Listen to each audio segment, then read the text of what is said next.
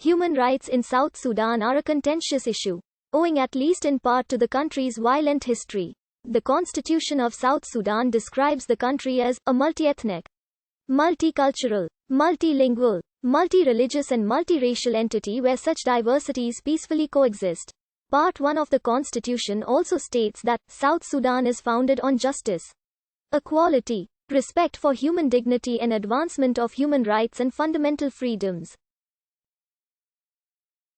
Part 2 of the Constitution of South Sudan includes the Bill of Rights and provides a comprehensive description of rights and liberties protected under the Constitution.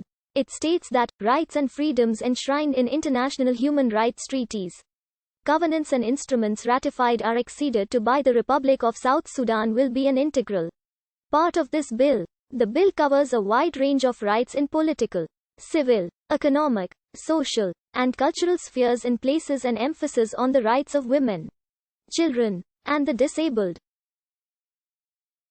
The bill also protects freedoms, such as freedom from torture, freedom of assembly and association, freedom of worship, and freedom of expression and media, among many others. The National Army, called the Sudan People's Liberation Army, is often accused of attacking civilians on suspicion of aiding rebels in the government's Sudan People's Liberation Army's anti-insurgency campaign to disarm rebellions. Among the Shilluk and Murle, they burned scores of villages, raped hundreds of women and girls and killed an untold number of civilians.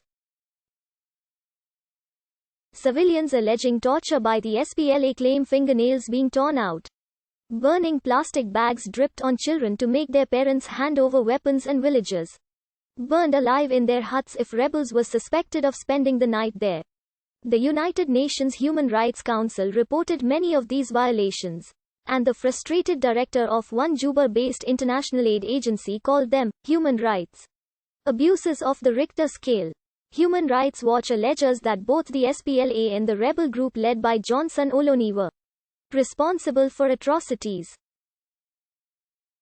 The South Sudan Liberation Movement led by Peter Gareth rebelled against the SPLA-led government to put down the rebellion. It was alleged that the SPLA set fire to over 7,000 homes in Unity State in May 2011. Beginning in March 2012, security forces executed a disarmament campaign called Operation Restore Peace among the Murle people in Jonglei State. Amnesty International researchers claimed these security forces committed widespread torture against civilians, including children as young as 18 months. A Human Rights Watch report describes how the SPLA allegedly burned and looted homes, destroyed schools, churches, and the compounds of aid agencies providing life-saving assistance. The disarmament exercise initiated ended with little success. In the 2017 South Sudan famine, the government is accused by the US and aid groups among others of using starvation as a tactic of collection punishment for populations that support rebels by intentionally blocking aid. Amnesty International claimed the army suffocated to death in a shipping container more than 60 people accused of supporting the opposition. During the War for Independence, more Southerners died at each other's hands than were killed by Northerners as a result of the infighting. In the Bor massacre in 1991, an estimated 2,000 civilians were killed by SPLA Nasir and armed Nuer civilians, and another estimated 25,000 died from the resulting famine in the following years.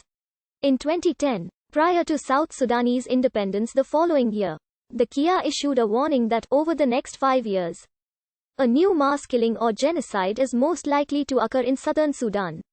The Nuer White Army of the Lu Nuer released a statement to wipe out the entire Murle tribe on the face of the earth as the only solution to guarantee long-term security of Nuer's cattle.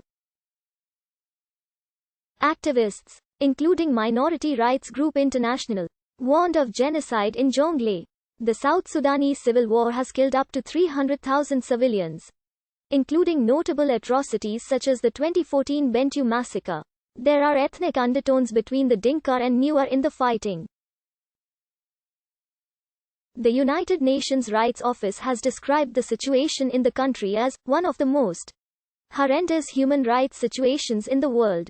It accused the army and allied militias as allowing fighters to rape women as form of payment, as well as raid cattle in an agreement of, do what you can, take what you can. A 2015 United Nations report accused the army of gang raping and burning alive of girls and women. A 2015 African Union report accused both sides of rape, torture and forced cannibalism. On the 23rd of September 2020, the Amnesty International stated that serious human rights violations continued even after the formation of the revitalized Transitional Government of National Unity.